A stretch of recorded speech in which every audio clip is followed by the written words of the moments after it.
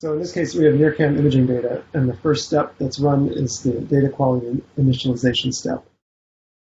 So what this does essentially is it grabs the mask reference file, which is a list of bad pixels, and copies that information into the pixel DQ extension of the input file. I'm just going to have to type this. So again, I'm going to use the run method for this. So I created an instance of the DQ init step. I set the output directory. I say I want to save the results. And then I call .run. Be relatively quick. So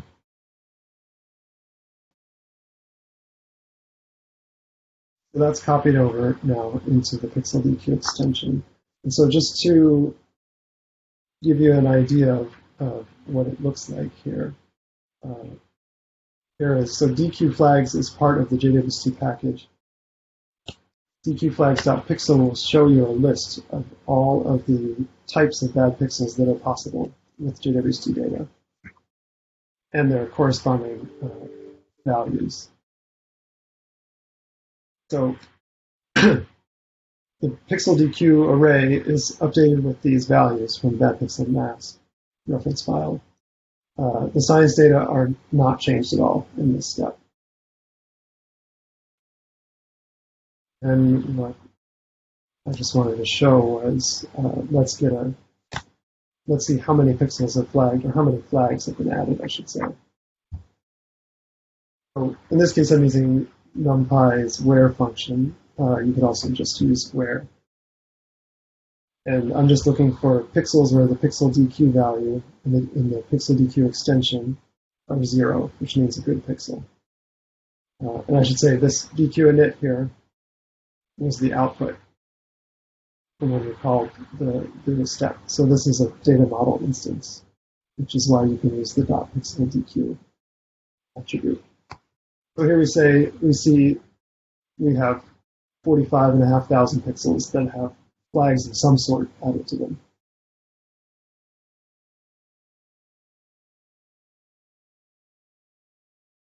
So, yeah, similarly for the saturation flagging step, this is going to grab the saturation reference file, and that has a saturation level for every pixel, and that's just going to go through and look at the data, and any pixel, any group of any pixel that's above the saturation limit will be flagged with the saturated flag.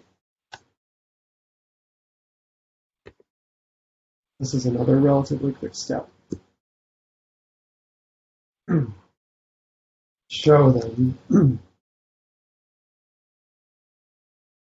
Again, I'm going to use NumPy's where function, and I'm going to look this time in the group DQ extension of this saturation data model. And I just want to know where we have DQ flags where that have been set as saturated. So,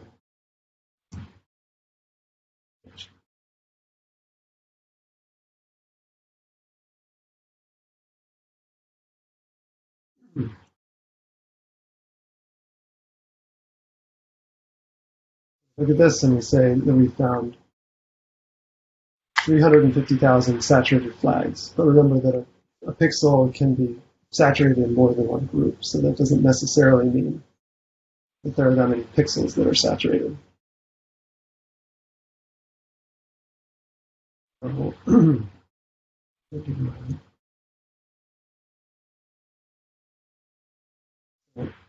Just to show you, in this case, I'm going to do kind of the same thing as the NumPy where, but here I'm just using the in Python itself to create basically a 4D Boolean array of which groups are saturated, just a true false.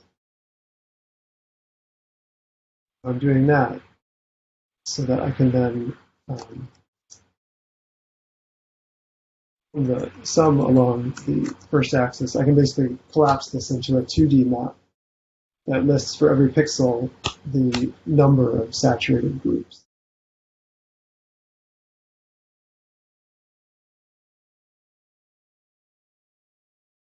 Right, and so here what I'm going to do is I'm going to look I want to find pixels that are saturated in some of the groups, but not all of them.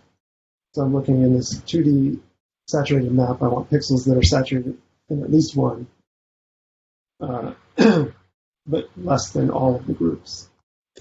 And so we see we've got 252 pixels that are partially saturated.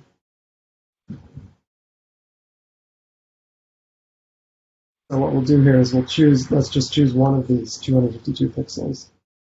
And we'll get the coordinates, and we'll see that these are the DQ flags as you go up the ramp for this pixel. So you can see that it's good in the first 3 groups, and then after that saturation sets in. And at the 2, remember that up here, 2 is the flag for saturated. So it's saturated in all but the first 3 groups. So we then print the signal values up the ramp. You've got 42, 45,000. Saturation sets in here, so the saturation threshold must be somewhere just above 46,000. So just to give kind of a visual representation of what's going on here, I'm going to make a plot of this pixel up the ramp. So I create just an array of group numbers to plot against, and then I pull out the data for this pixel, and I pick out the DQ flags going up the ramp for this pixel. And then what I do is I make a copy of the signal going up the ramp, and then in the copy I set the saturated groups equal to NAM, just so that they can be differentiated. And then I use this plot ramps convenience function to plot it up. And so you can see here, yeah, this pixel is hot or really bright or something. So the signal comes up. These are still considered good, and then saturation sets in somewhere between here and here. So all of these groups here are considered saturated, and they're going to be skipped in the ramp fitting down the line.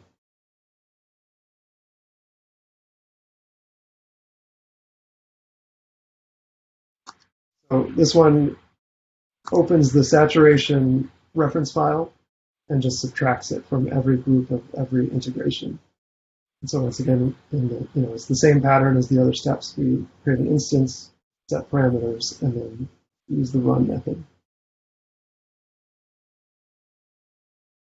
So here is we can look at the bias file. The super bias step will tack on the super bias step suffix to your file base name. We look at the results now.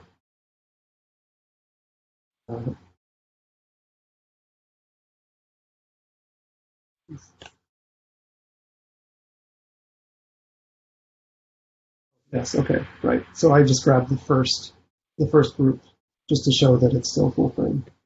You can take that out, I think. And so here I'm just showing a side-by-side view of what the data look like for a single group before and after the super bias subtraction. So before, you can see all of this structure here and the bias. And then after subtraction, that's all gone, and you're left, you can kind of see now down into the different amplifiers with their different bias levels. These differences will be taken out by the next step, which is the reference pixel subtraction step. So this is a two-part step, basically. So the detector has 4 rows and columns of reference pixels going around the edges. The reference pixels on the top and bottom are used. I should just use this. Top and bottom are used. So what it will do is it'll calculate a mean value for each amplifier here using the top reference pixels in the top. So say for this amplifier, it'll calculate a mean value and then subtract that mean value from all of the pixels in this amplifier, all of the science pixels. So it's a little more complicated because it treats even and odd numbered rows differently, but essentially it's just a subtraction of the mean value. The second part, it will use the reference pixels on the 2 sides, and it will do some averaging and some smoothing, and that will then be subtracted row by row from the data. And the point of that is to try and get rid of some 1 over F noise, which we will see as we run things. So in this case, what I wanted to do to kind of show the two different aspects here are basically to run the step twice, one with only the first correction and then the second time using both. So just to show, again, the parameters that are available to play with here. These odd-even columns are what I was talking about, where it calculates different averages for odd-numbered columns versus even, which we find is very helpful. Side reference pixels are for subtraction of that 1 over F noise. And then there are a couple others to play with. So what we're going to do in this case is we're going to run just the first correction, where it uses the top and bottom reference pixels. We're going to create an instance of the step, set the directory. We're going to set the output file to be something non-standard so that we can remember what it is. And then we're going to turn off this 1 over F correction,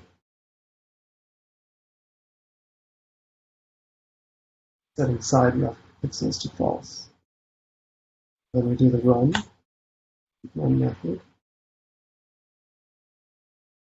And that's done. And so then what we're going to do next is rerun the step, but without setting this to false. This will be true in this case, so we'll run both.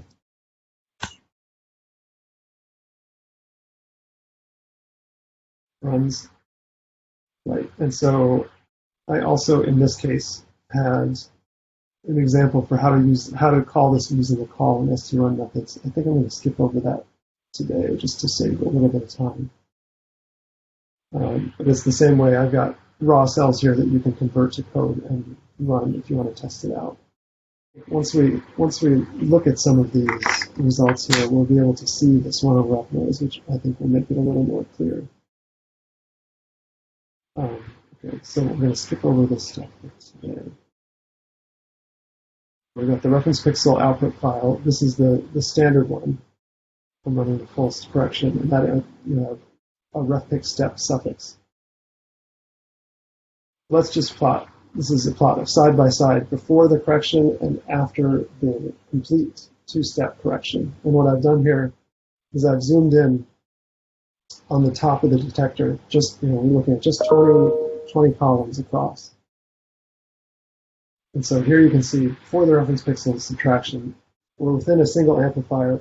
You can see differences here. This vertical striping. That's the even odd column issue I was talking about. So in fact, what it's doing is it's going to calculate a mean value for the even numbered columns and subtract those from the even numbered columns, and the same with the odd. So you can see before subtraction, this even odd effect dominates, and once you subtract, now we can suddenly start to see a little bit better.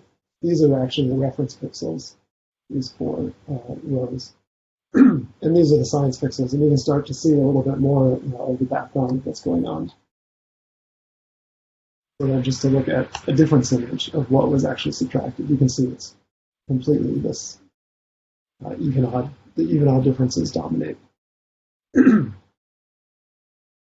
Now let's look at the difference between running with and without this side reference pixel correction.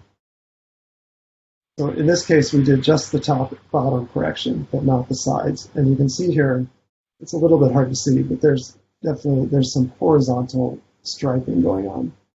This is the 1 over F noise, and so this is what the side reference pixels are designed to remove. And so here you can see when the side reference pixel correction is turned on, that striping is reduced by quite a bit. It's not completely removed. We'll see it later in the rate images, but it's definitely reduced. And so actually, yeah, here, if you look at, this is a difference image between this and this. And you can see here is what's subtracted by the side reference pixels. So this is basically a model of the 1 over F noise that's removed.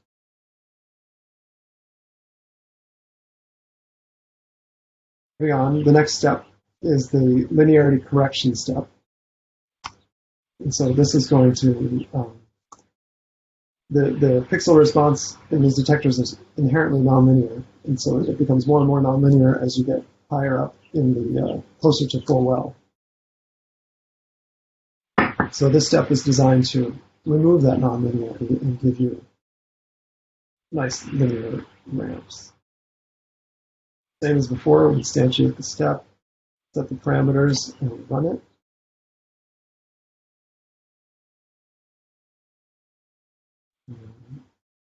Creates a new file that ends with linearity step.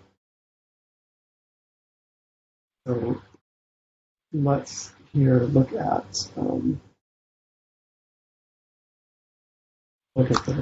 the third group of this ramp. And what I want to try and do is find a pixel that's got a good amount of signal so you can see the difference the nonlinearity correction makes. So what I'm doing here is I'm taking the data in the third group, and I want to find pixels where, well, right, I'm going to use that later actually. So what I'm trying to do here is I'm going to look at the last group, and I want to find pixels with signals above 40,000 dm. And then I want to find, at the same time, so I should say, this is the third group. It's the difference before versus after linearity correction. So to find a good pixel to look at, I want to find a pixel that's got a signal above 40,000 counts in the final group, and one that's been, in the third group, has been corrected by this linearity correction by more than 20 counts, just so that it's more visible. Here, we've got 38 pixels that fit those criteria. So let's choose just one of these 38 pixels. We'll get the x and y value from the NumPy where statement. We'll again create a list of group numbers to plot against, and then we'll plot the signal in this pixel up the ramp. Here you can see the black are the uncorrected numbers, and so you can see the ramp starts to kind of bend downwards. It starts to the rate starts to slow down as you get higher up, and then in the corrected, after the linearity correction step, things look much more linear all the way up the ramp.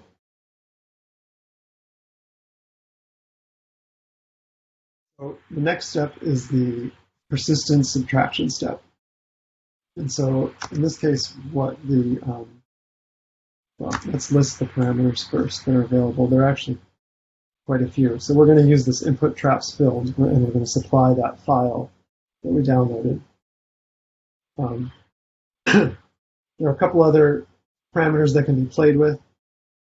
I'm not going to do that here, and the reason why I'm going to kind of speed through this step is that NearChem doesn't have a well-calibrated persistence, well-calibrated model yet, and so our persistence right now is set to be 0 for everything. So, to show you though how to run the step, it's the same as before. Instantiating, we're going to set the traps filled. We're going to save this. This is an optional output file that contains just the persistent signal that's been calculated. And then run the step. And in this case, the standard output is going to be the persistent subtracted science data. But we're also going to save the persistent signal itself just so that we can look at it. So this step adds persistent step to the output file name. Let's just push through this because you can see in the persistent signal, here's the optional output file we read in its persistent signal, and you can see that everything is 0. The minimum and maximum values are 0.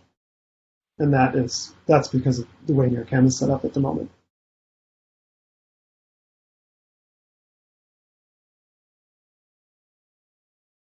The next step is dark subtraction, and I will run through this pretty quickly as well.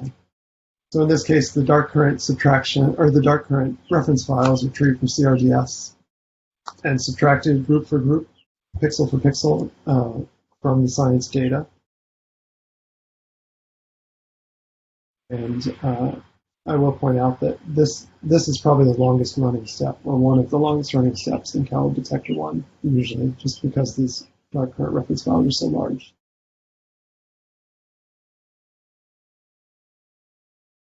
After dark subtraction, we do cosmic ray flagging, which is also called the jump step. So this step is going to look for deviations, large deviations in the signal rate from group to group for each pixel. So this has rejection threshold is a good one to play with. You can kind of speed things up by playing with the number of cores and play with flagging neighbors.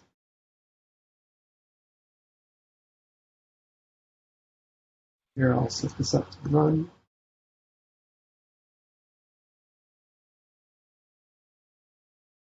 This is going to use a 2-point difference method to go through every group and look for.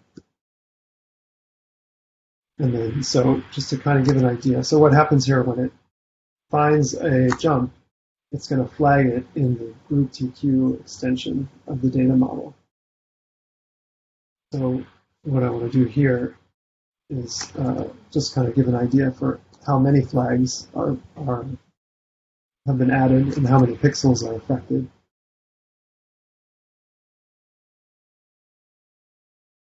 What I will do. Here I'm using NumPy-where again, just to look in the DQ extension and find how many jump DET flags there are.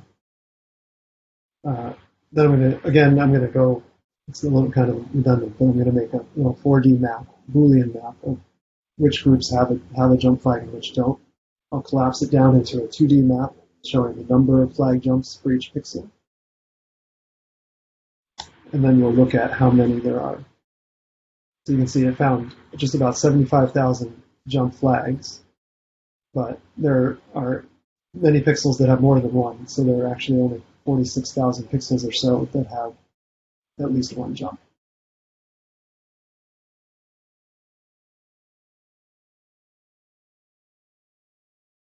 Show you then the jump map is 4-dimensional. There's one flag for every pixel in every group of every integration.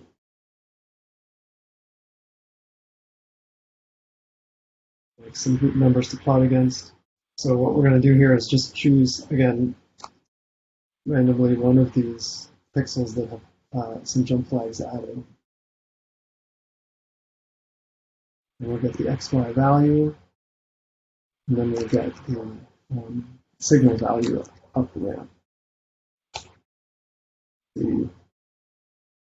The jump is in group 3 of this pixel here. We'll use this convenience function to plot the signal up the ramp and show. So here's our pixel. The first 3 groups look good. Here is an obvious jump, cosmic ray. And then after that, the pixel looks pretty decent. So what will happen later on in ramp fitting is that this jump will be ignored. It will fit a slope to these 3 points here, and it will fit a slope to the rest of these points here, and then it will do a weighted combination to come up with a final slope for this pixel. And just to show a few more examples in the same way, so here are a few more jumps, just random jumps out of these 45,000. And so you can see some of them are quite obvious. Some are negative jumps. Some of them must be very close to the threshold somehow to be flagged. This one has 2 groups that have been flagged, 2 consecutive groups. So other than the flags, all of the rest of this data is considered good and will be used in the slope fitting, ramp fitting. So we get to ramp fitting, which is the final step of detector 1. It also has a few parameters that you can play with. We are going to use the save opt function here, or parameter here, to save some extra information about the fits. I'm going to set that here. Set save opt equals true. Run it.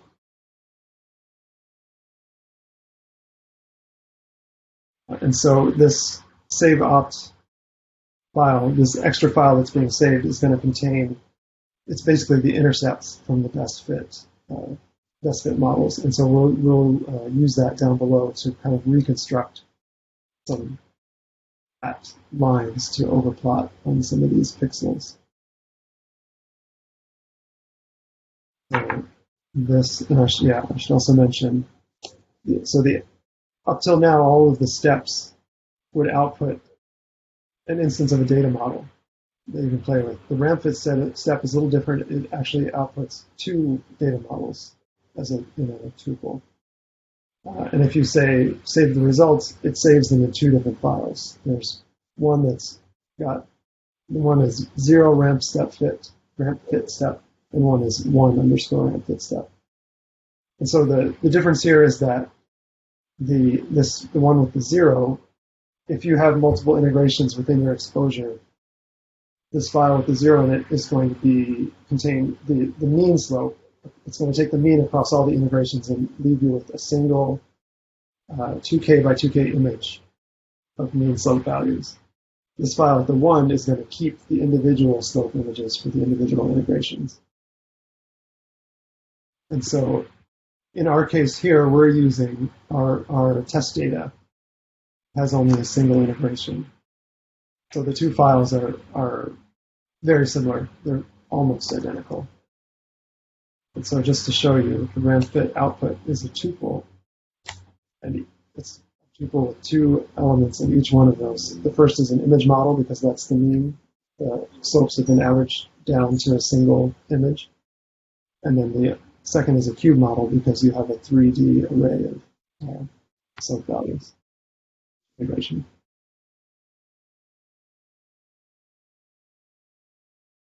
Just to show, to make it more explicit, the image model is 2K by 2K, and then this one is 3D. Even though it's only got a single integration, there's still a separate dimension for that in this case.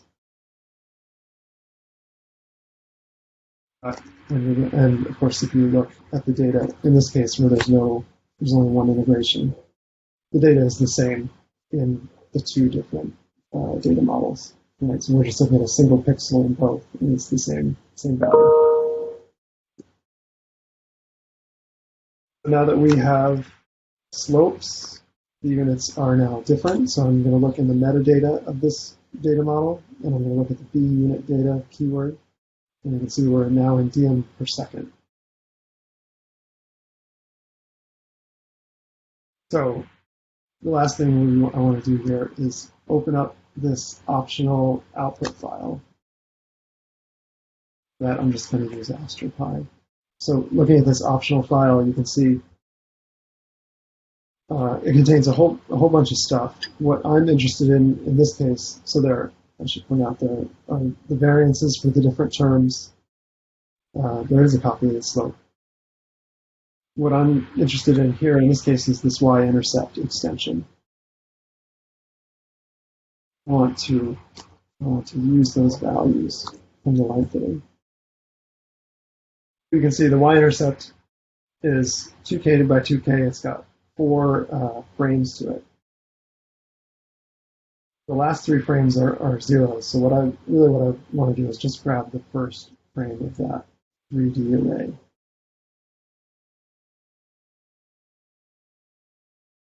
Do that here. I'll grab just the 0th frame. And then for plotting purposes here, I'm going to, I've got the number of groups. I'm going to pull the number of groups out of the ramp fit metadata, meta exposure and groups. I'm going to pull out the exposure time per group, also from the metadata, using the group time attribute. And then I'm going to create an array of group times just by multiplying those 2 together.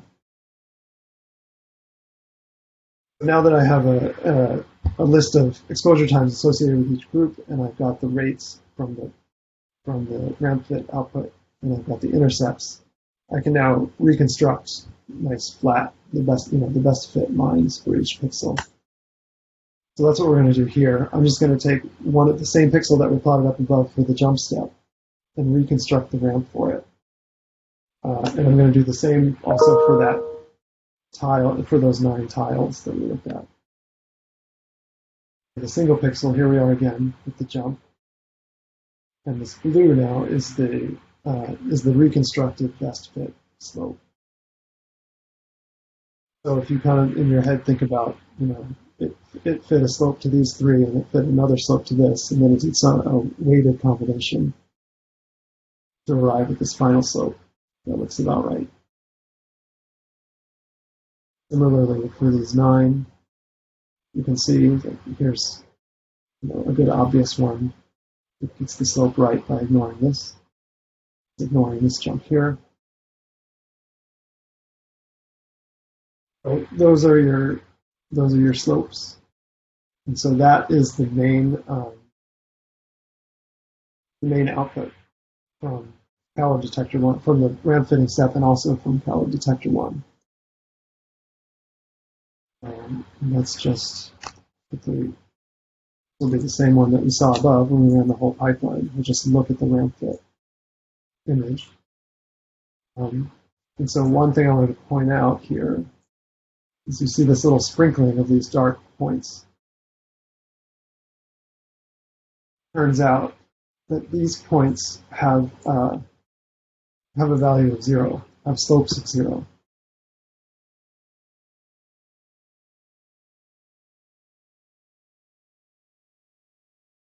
If you're curious about what's going on in those pixels, here I just made a little cell. So I grabbed the science pixels, I looked at where the science pixels, and these are the slopes, have a value of exactly 0. So there are 2,200 pixels that have a slope of 0. So let's just one. Got 1 pixel here at 1650, 23 XY values. It's got a slope of 0. So let's just see. There's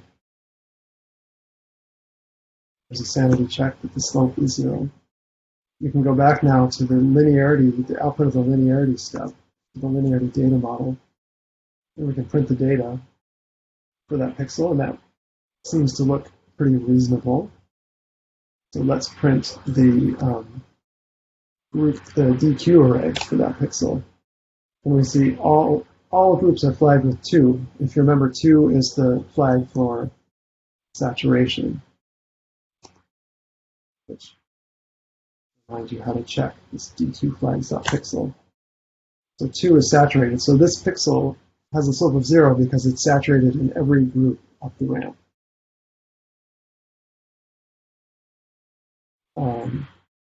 So that's why the ramp fit step decides to stick a 0 in there.